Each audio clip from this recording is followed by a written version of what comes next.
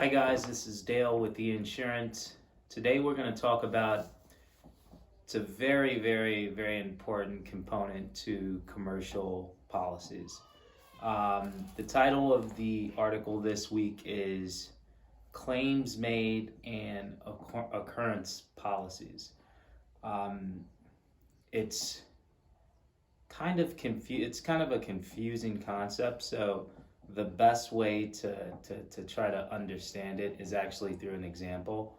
So let's say you have a general liability policy, and let's say you're a contractor. Let's say you're an electrician. Your policy is effective from, let's say, January 1st, 2019 through December 31st, 2019. Okay.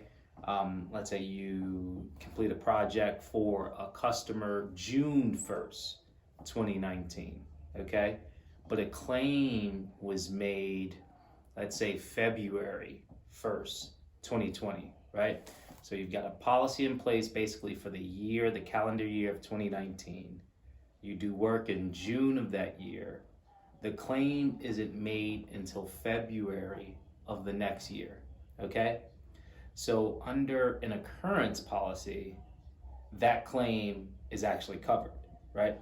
So the work you did was, the faulty work you did was completed within your policy period, so it's essentially covered. It doesn't matter if the claim was made a month after your policy ends or decades later, right? So the tail on occurrence type policies is infinite, right? So if you think about historically, a good example is the asbestos claims within the United States, right? So during the 80s, there were a ton of claims that hit the insurance market for asbestos that were in homes that were built decades prior, right? The insurance companies took a hit. In fact, it spawned a new type of policy, which was the claims made policy. So in this example, under a claims made policy, it actually wouldn't be covered, right?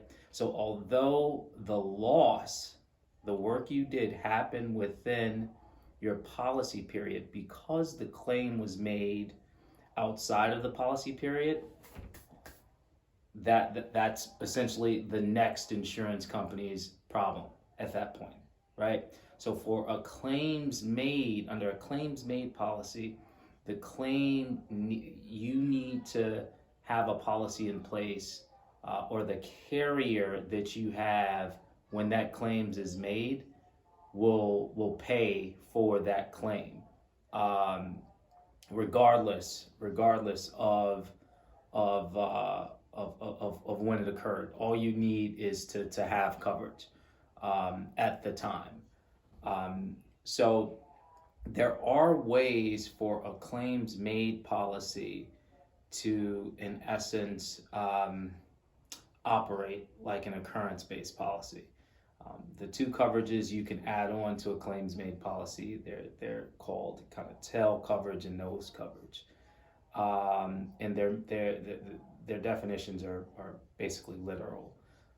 With tail coverage, it actually essentially extends coverage past the policy end date, right? So in the case of our example, you would be covered depending on how far it extended, right?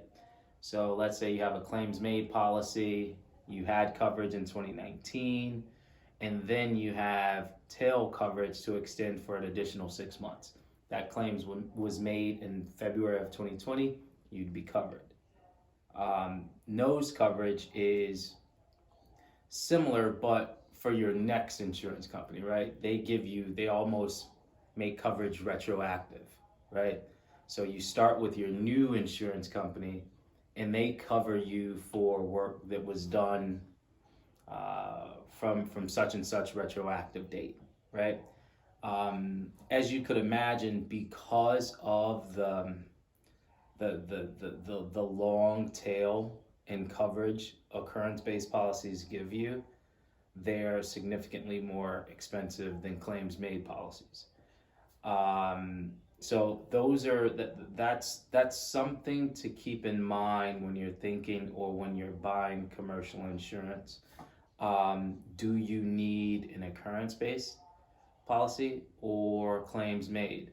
Obviously, pricing is a factor, but you want to be covered. You want to provide kind of the best coverage you can, especially if the work you do can have a long tail on it, right? So, medical malpractice, people in the health field, sometimes people in the contract construction field, like doing installations and things like that, because you don't want to have a claim pop up months, years down the line, um, after you've already done the work. You no longer have coverage, or you no longer carry coverage, and then you're left holding the bag because you're not insured at the time the claim was made. Okay, hopefully that's helpful. Thanks for stopping by, and we'll talk to you next week. Bye.